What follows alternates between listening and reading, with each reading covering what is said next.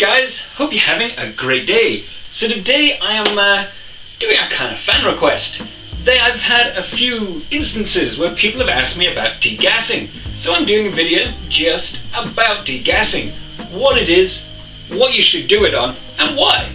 And the way that I do things compared to everyone else, and why I do that too. So let's do this. So degassing is basically taking excess CO2 from after fermentation and removing it. We do it with anything that's going to be still in the end. So a still wine, you want to degas. A beer, a cider, or a sparkling wine, don't bother. Same with a mead. If you want it to be sparkling at the end, don't degas it. That's pretty good rule of thumb to follow. It's a step that's not needed, so why do it? So we've answered when to degas your booze, but why? I mean, what is the real reason? Why not just leave the CO2 in there and be done with it? You could. I mean, there's nothing stopping you from not doing it. But flavor, that is basically what it is. We've gone to the trouble of making, for this example, red wine. And it's really tasty when it's flat. But if it has CO2 in there, it tastes like wine and like you're also licking a battery. That's because the CO2 in there is zingy and slightly acidic. So by removing the CO2, you get that smoothness and roundness that you're used to in a wine. I did that. That only took like 5 attempts to try and get a good explanation. Wine and battery. Yeah.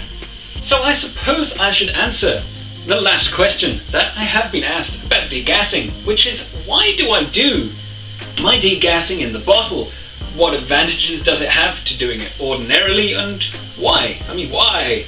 So I don't use preservatives if I can help it. I find they just don't taste right. They just don't sit right with me, so I don't use them. It's not because I'm a hippie, it's just I don't like them. So I don't use them, so I had to come up with a way of how to preserve my wine and reduce the risks of my wine getting infected. Without preservatives, your wine is wide open for infection, such as vinegar.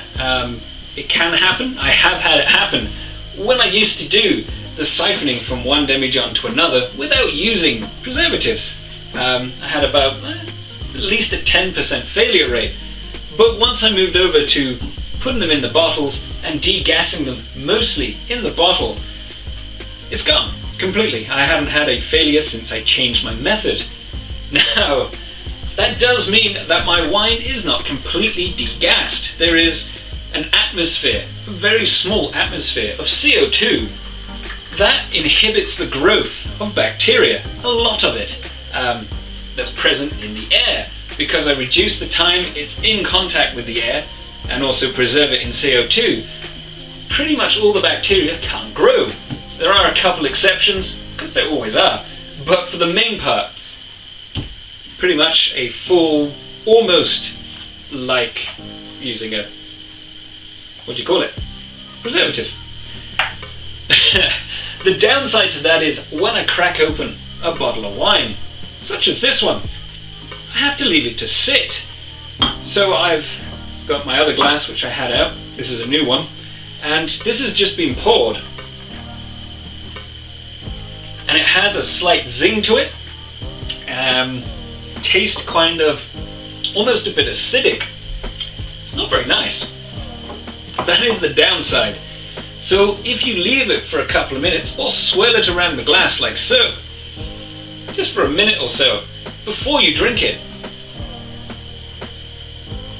the taste completely changes.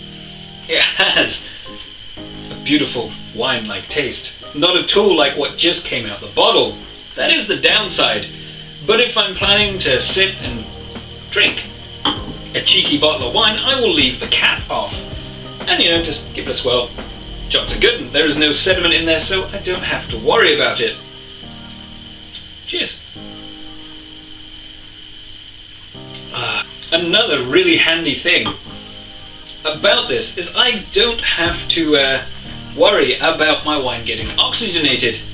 Just give it a little bit more of a shake and the CO2 preserves it, so I can just stick this bottle of wine out the way. Case in point, this is one of my cooking wines. You'll notice that it's mainly empty, but I'm not worried about it going off or being oxidized because there is excess CO2. Let's give it a go. Whoa. I have all these wines I'm going to have to amalgamate into one glass. Let's see what this one tastes like. Ooh, this tastes really good.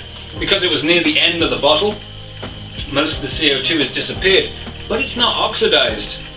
It actually is almost as good as this one. Almost. Still needs a bit of a swirl, so I can add this in now. So, very simply, that is why I do the things I do. 1, for a bit of laziness. 2, because I don't need to use preservatives. And 3, it means I can store random bits of wine that I use for cooking. It's a pretty handy little tip to know. So why not give it a go and see what you think? And hopefully I will have answered your question about degassing and why I do things the way I do. And I get to drink wine. So I hope you enjoyed the video. Don't forget to check out some of the other ones, and well, subscribe if you feel like it. Carry on homebrewing, guys. See you later. So I just want to take a second to thank my patrons. They're helping me grow the channel, upgrade my equipment, all of that fantastic stuff. And as a thank you to them and for future patrons, I also do 4 Patreon-only videos per month. So it's pretty handy if you want a little bit extra. So there's some other links to videos down below, and of course the Patreon and subscribe button. Don't forget to check those out. See ya.